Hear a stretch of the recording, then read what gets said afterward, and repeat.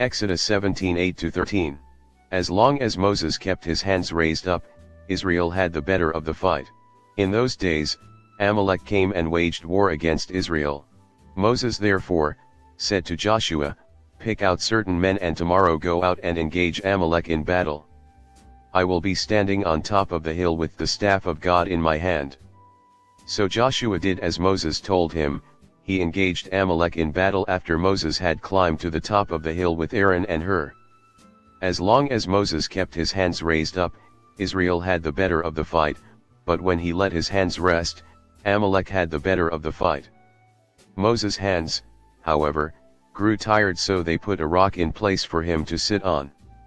Meanwhile Aaron and Hur supported his hands, one on one side and one on the other, so that his hands remained steady till sunset. And Joshua mowed down Amalek and his people with the edge of the sword.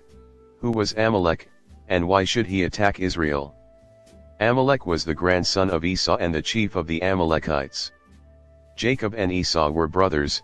Esau was the firstborn and thus entitled to become leader of the clan or family when his father Isaac died.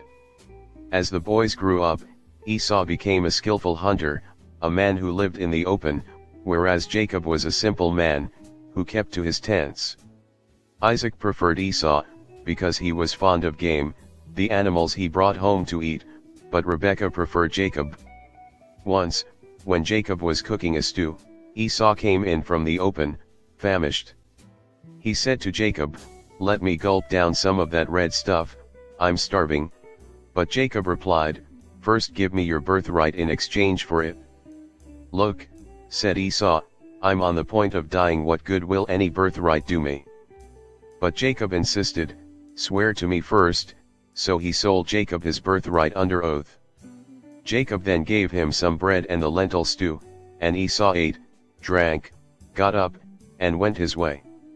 Esau cared little for his birthright.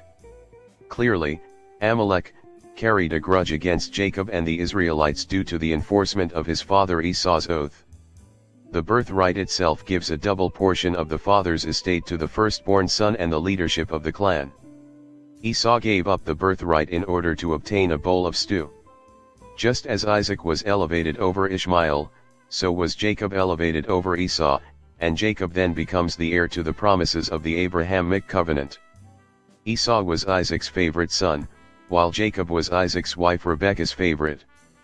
The Amalekites were a nomadic people who domesticated camels to be used as weapons to raid their neighbors, attack enemies, protect their land and water. Today's reading describes Israel's first battle. They met the Amalekites at Rephidim. Joshua commanded the forces of Israel, while Moses, Aaron, and Hur went up on the mountain to pray. Moses had the rod of God in his hands. The Hebrews had been on the march from Egypt for only a few days when they met their first foe at Rephidim, in the southwest corner of the Sinai Peninsula, north of Mount Sinai. The battle may have been over water, since Rephidim was one of the few places where water was available, or, maybe Amalek's grudge. The Amalekites were fierce, determined, and experienced fighters used to defending themselves in the wild and dangerous wilderness. Today's reading tells us of the power of intercessory prayer. Moses is on top of a hill overlooking the battle. As he extends his hands, in a prayerful position, his people do well in battle. When Moses lowers his hands, the enemies, the Amalekites, do well. Have you noticed when we raise our hands in prayer, a sign that we recognize that God is in charge, problems seem to be diminished? When we don't pray regularly, more problems seem to enter our lives. Did you also notice that when Moses couldn't continue to hold his hands up, he asked for help? Have you also noticed the church community helps us at Mass with intercessory prayers for the intentions of our church and its members? Just like Moses, we can't do it on our own, we need help.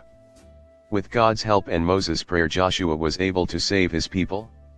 Yes, prayer is powerful. We never know how God will answer our prayers, but we can expect that He will get us involved in His plan for the answer.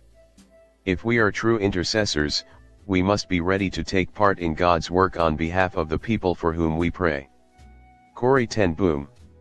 Corrie was a Dutch watchmaker who, along with intercessory prayer and action, helped many Jews escape the Nazi Holocaust during World War II.